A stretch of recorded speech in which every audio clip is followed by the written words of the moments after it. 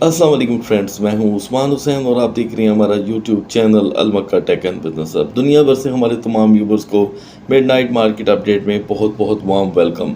So guys, आज evening में मैंने आपके साथ जो दूसरी वीडियो शेयर की थी उसमें मैंने आपको आल्ट कॉइन क्रैश के बारे में मैक्सिमम इंफॉर्मेशन प्रोवाइड की थी और आपको बताने की एक छोटी सी कोशिश की थी कि बिहाइंड द स्क्रीन वेल्स का इस वक्त तक क्या प्लान बन रहा है। तो दोस्तों, वो प्लान किसी हद तक आपके सामने आ चुका है और बिटकॉइन यहाँ पर फिर से दोस्तों एक मरतबा रिकवर कर रहा है। अगर मैं बात करूँ BTC डोमिनेंस की गाइस, तो डोमिनेंस रिकॉर्ड हद तक बढ़ चुका है। 54.30% इज़ टू मच, यानी कि समझ लें कि ये मैं आपसे कह रहा हूँ कि मैंने आज तक डोमिनेंस को 54.30 पे कभी देखा ही नहीं। तो मार्केट इस वक्त रूल कर रही है बिटकॉइन की शक्ल में और कैपिटलाइजेशन में दोस्तों बहुत बड़ी कमी हुई है। लिक्विडेशन के हिसाब से करीब 950 मिलियन की लिक्विडेशन मार्केट में हुई तीन तरीके से। एक, टारगेट स्पॉइल्स हो गए, ठीक है। एक, यहाँ पर मार्केट में से लोगों ने फियर फैक्टर की वजह से अपना जो कि है जो सपोर्ट का लेवल था वो भी क्विट किया। तो दोस्तों, यहाँ पर ये जो लिक्विडेशन थी ये फाइनली प्राइस करेक्शन के तौर पे मार्केट में आनी ही थी, लेकिन बिटकॉइन अपने आप को सरवाइव कर गया, ठीक है।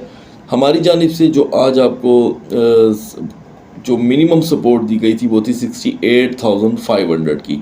मार्केट दोस्तों तकरीबन इनिशियल स्टेज पर सीधा $65,000 पे जाकर के गिरी। एनीवे, जिसने भी यहाँ पर सपोर्ट के तौर पे बिटकॉइन को यूटिलाइज़ किया उसकी रिकवरी यहाँ पर बिटकॉइन के एतबार से बहुत ज़्यादा करीब है। और अगर हम इथीरियम की बात करें दोस्तों, तो इथीरियम ने स्टार्टिंग में 3100 का बड़ा लो दिया, यानी कि टोटल 400 का, और उसमें से यहाँ पर $129 की रिकवरी हो चुकी है। आगाज़ करते हैं दोस्तों BNB पे, और मैं आखिर में आपके साथ बहुत ही अहम इंफॉर्मेशन शेयर करने वाला हूँ। दोस्तों, पहले तो मैं आपके उन तमाम सवालों का जवाब दे दूँ जो एक ही शक्ल में निकलते हैं कि ये आल्ट कॉइन को क्या हुआ। जिस दोस्त ने भी आल्ट कॉइन को क्या हुआ का अभी तक सोल्यूशन नहीं जाना, मैं आज आई बटन पे एक वीडियो का लिंक दे दूंगा, उसे देख लीजिएगा। तमाम इन्फॉर्मेशन मैंने आज स्पेशल आप दोस्तों की नॉलेज के लिए मैंने उस वीडियो में दे दिए हैं। लिक्विडेशन भी हुई दोस्तों मार्केट में, और जो ट्रेडर्स हैं उनका प्लान भी यहाँ पर किसी हद तक कामयाब हुआ।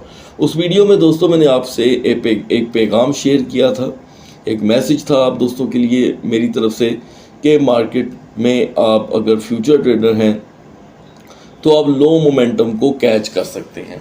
तो जिन्होंने भी लो मोमेंटम को कैच किया उन्हें किसी हद तक यहाँ पर एक अच्छी ट्रेड मिली। चले दोस्तों, आगाज़ करते हैं BNB से। BNB की हमारी आज की सपोर्ट थी दोस्तों $621 से। आपको बताया गया था कि ये 618 तक जा सकता है। जिस भी दोस्त ने $3 की शॉर्ट ट्रेड अप्लाई की उसे यहाँ पर बहुत ही बेहतरीन ट्रेड देखने को मिली, क्योंकि $3 क्या, यहाँ पर मार्केट दोस्तों चली गई 570 पे। तो लिहाजा ये आपका टारगेट कामयाब रहा। सुबह के लिए स्टिल BNB के अंदर लो मोमेंटम ही क्रिएट होगा। हम इसके अंदर 2.90 से 3.50 तक का मज़ीद लो देख सकते हैं। जिन दोस्तों ने भी BNB की सपोर्ट को यूटिलाइज़ किया वो सपोर्ट के एतबार से इस वक्त $21 की प्रॉफिट में है। 571 हमारी कंटिन्यूसली दोस्तों यूनिवर्सल सपोर्ट थी, तो उसी को हमने फॉलो किया। अब बात करते हैं सोलाना की। सोलाना में दोस्तों हमने 173 पर $3 शॉर्ट की ट्रेड अप्लाई करनी थी, ये भी कामयाब रही, क्योंकि सोलाना ने यहाँ पर लो दिया है 141 का। तो दोस्तों $225 की बिग रेजिस्टेंस के बाद सोलाना का ये लेवल हैरान कुन है तमाम दोस्तों के लिए। तो कोशिश करें कि अभी आप सोलाना को सपोर्ट के अंदर यूटिलाइज़ ना ही करें तो बेहतर है। अभी जो बेहतर पोजीशन है सोलाना की सपोर्ट के लिए वो गाइस 129 का हमें एक नया लो भी देखने को मिल सकता है। तो ये बात सिर्फ यहाँ पे ख़त्म होने वाली नहीं है। अब आते हैं दोस्तों XRP पे, ठीक है। 0.6010 हमारा XRP में टारगेट था, जिसके बाद अब XRP हमारे सामने बेबस पड़ा हुआ है दोस्तों। तो अगर आपके पास 0.6010 की बाइंग है तो सेकंड स्टेप यहाँ पर होगा दोस्तों 0.49 का। तो आप 0.49 के लिए इसे वेट करेंगे। ये एक समझ लें कि रिकवरी की हद तक ये लेवल दूसरा बेहतर रहेगा। उसके बाद दोस्तों ADA की हमारी वीडियो की हद तक कोई पोजीशन नहीं थी। शिबा इनू के प्राइस में बड़ी कमी हुई है और ये 402350 का लो देकर के आया है। मैं समझता हूँ कि नेक्स्ट सेशन में हमें XRP के प्राइस शिबा इनू के प्राइस में दोस्तों हमें यहाँ पर जो कि है एक मज़ीद रद्दोबदल देखने को मिल सकता है। अब आते हैं गाइस BCH पे। बिटकॉइन कैश हमारे पास 630 की दोस्तों ऑलरेडी एक बाइंग मौजूद है और यहाँ पर BCH $100 क्रॉस कर चुका है। बहुत से व्यूवर्स का कहना था कि एक $100 के बड़े गैप के साथ हम यहाँ पर DCA करना चाहते हैं, तो दोस्तों मैं समझता हूँ नहीं, क्योंकि यहाँ पर प्ले जो वेल्स हैं उनका प्लान अभी तक दोस्तों मुकम्मल तौर पे आउट नहीं हो सका। इसीलिए हम BCH जैसी महंगी प्रोडक्ट को इस लेवल पे किसी सूरत सेकंड बाइंग में ऐड ना ही करें तो बेहतर होगा। दूसरी जानिब गाइस हम तेज़ी से बढ़ते हैं मार्केट के गिरते हुए टोकन की तरफ। यहाँ पर यूनिस्वैप की हालत बहुत बुरी है। आपको मैंने आज दोपहर को ही बताया था कि अगर यूनिस्वैप $9 जैसी बड़ी रेजिस्टेंस को यहाँ पर मज़ीद और कैरी नहीं कर पाता तो यूनिस्वैप के प्राइस में मज़ीद कमी होगी। अगर आपने सुबह की वीडियो देखी थी तो ये इल्म आपके पास मौजूद होना चाहिए। मैं समझता हूँ कि यूनिस्वैप इसी तरह अगर हर सेशन में गिरता रहा दोस्तों तो 6.50 तक का फिर ये यहाँ पर हमें लो दे सकता है। इसी तरह दोस्तों रूटीन वाइज टोकन्स जो हैं वो गिर रहे हैं और इनकी यहाँ पर रिकवरी अब इस वक्त सिर्फ और सिर्फ कैपिटलाइजेशन के साथ हो सकती है, और वो भी कैपिटलाइजेशन और BTC का डोमिनेंस गिरना मार्केट के लिए बड़ा अहम होगा।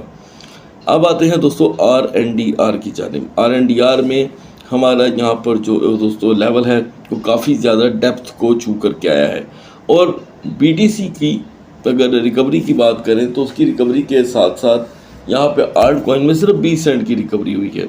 और अगर हम यहाँ पे डॉग विद हेड की बात करें तो मैं समझता हूँ कि हाई वॉल्यूम के साथ इस टोकन का गिरना एक समझ से बाहर रहने वाली बात है। तो दोस्तों इसलिए मार्केट की करंट सिचुएशन देखते हुए अभी हम किसी भी नए आल्ट कॉइन में भी यहाँ पर एंट्री नहीं लेंगे किसी भी सूरत, ठीक है।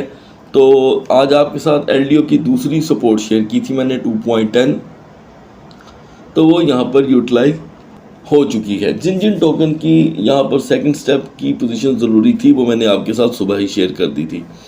तो दोस्तों हैरान कुन तौर पे FTM में 24 सेंट की बड़ी कमी हुई है। ये $1 के ऊपर रेजिस्टेंस बनाकर बैठा हुआ था। तो मैं समझता हूँ कि this is the only token जो अगर इस वक्त यूटिलाइज़ किया जाए इस मार्केट के अंदर तो हमें जल्द एक अच्छा फ़ायदा दे सकता है। स्ट्रॉन्गेस्ट बिहेवियर दिखाने वाला BGP कॉइन दोस्तों सिर्फ 9 सेंट के लॉस पे यहाँ पर खड़ा है। 1.20 इसकी इस मार्केट के अंदर सपोर्ट रहेगी। फ्लोकी होल्डर और SI होल्डर्स के में से दोस्तों फ्लोकी वालों का तो हेयर एग्जिट हो चुका था, साए में यहाँ पर एक बड़ी कमी वाक़या हुई है। तो दोस्तों मार्केट काफ़ी ज़्यादा हंगाली गई है यहाँ पर अच्छी खासी, और XEC 4055 में अपनी नई सपोर्ट बनाएगा। ये XEC लवर्स के लिए बेस्ट एक ट्रेड बन के हमारे सामने आ सकती है। फर्दर गाइस अगर आप यहाँ पर लॉन्ग का किसी में टारगेट लेना चाहते हैं फ्यूचर के अंदर तो SNX में आप कर सकते हैं।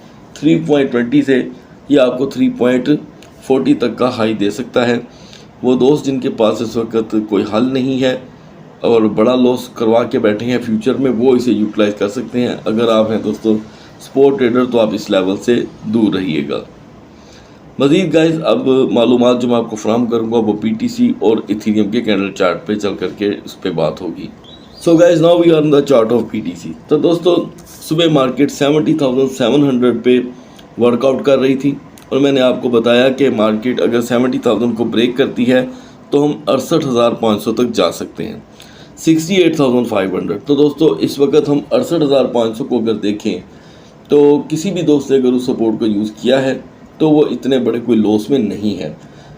इसमें कोई शक नहीं है कि आगाज़ में बिटकॉइन 65,000 पे चला गया था।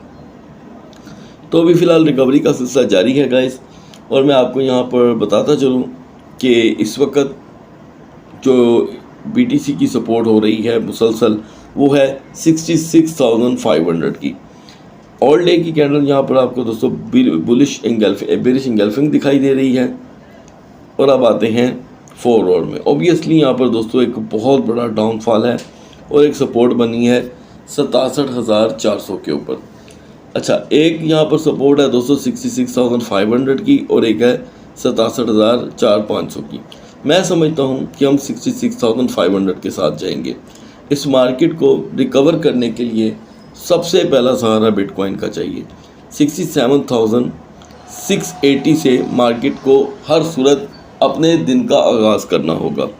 अगर ऐसा नहीं होता तो गाइस डेफिनेटली बिटकॉइन दोबारा एक लो मोमेंटम पकड़ सकता है, यानी कि अगले 4 घंटों के अंदर जब दिन चढ़ता है तो आपके सामने 5:30 AM हो जाएंगे। ठीक है, 5:30 AM में आप इजीली देख सकते हैं कि अगर मार्केट इस ख़ास लेवल से निकल नहीं पाती तो ये फिर क्रैश कर जाएगी। और गाइस क्योंकि आज जो ADP डाटा था उसमें जो एम्प्लॉयमेंट रेशो शेयर की गई है उसमें बताया गया है जी कि अमेरिका की जो इकॉनमी है उसके एतबार से बेटरमेंट आई है। तो खैर ये इतनी बड़ी बात नहीं थी जितनी बड़ी बनाकर पेश कर दी गई है। और रिकवरी और क्रैश दोनों दोस्तों आपने देखकर अभी ट्रेड करनी है। और इस वक्त मार्केट के हालात देखते हुए मैं चाहूँगा कि हम अभी किसी भी नए टोकन में अभी ट्रेड ना करें। बढ़ते हैं इथेरियम की कैंडल चार्ट की तरफ। So guys now we are on the chart of Ethereum. Ethereum सुबह हमने आपके साथ शेयर किया 3518 पर और बताया गया कि 3500 अगर ब्रेक होता है तो मार्केट हमें 3420 तक लेकर के जा सकती है। तो दोस्तों 3420 ऑब्वियसली हमने देखा। उसके बाद थोड़ी देर के लिए मार्केट रिकवर हुई, सिर्फ $15 ऊपर गई तो हम इथेरियम से निकलने वाले बन गए और तब से लेके अब तक दोस्तों इथेरियम टूट रहा है। और अभी हमने जो सबसे बड़ा लो देखा है इथेरियम में वो है दोस्तों 3100 का। तो यूनिवर्सल सपोर्ट के मुताबिक जिन दोस्तों ने भी यहाँ पर 3210 को यूटिलाइज़ किया वो इस वक्त $40 की प्रॉफिट में है। मैंने आपको इथेरियम की सेपरेट वीडियो में बताया था कि इथेरियम 3050 तक जा सकता है। इस पूरे मंथ में 3050 पे आपकी नज़र होनी चाहिए। जिस भी दोस्त ने 3050 पे नज़र रखी हुई थी उनको इस वक्त बहुत अच्छी ट्रेड मिल रही है। बढ़ते हैं दोस्तों फुल 4 आवर की कैंडल चार्ट पे। तो यहाँ पर सपोर्ट बनी है 3100 पे। लिहाजा गाइस मार्केट की यहाँ पर जो टेम्पररी सपोर्ट है वो है 3210। 3210 ब्रेक होती है तो दोबारा हम 3100 पे जा सकते हैं। और रिकवरी के लिए हमें चाहिए दोस्तों 3265 से 3275 पे जस्ट 45 मिनट की रेजिस्टेंस और मार्केट 3320 तक वापस आ सकती है। हेल्पफुल टोकन के तौर पे अभी हम कोई टोकन दोस्तों शेयर नहीं करेंगे। तमाम कॉन्सेंट्रेशन होगी इथेरियम पे। सुबह तक अल्लाह हाफिज़।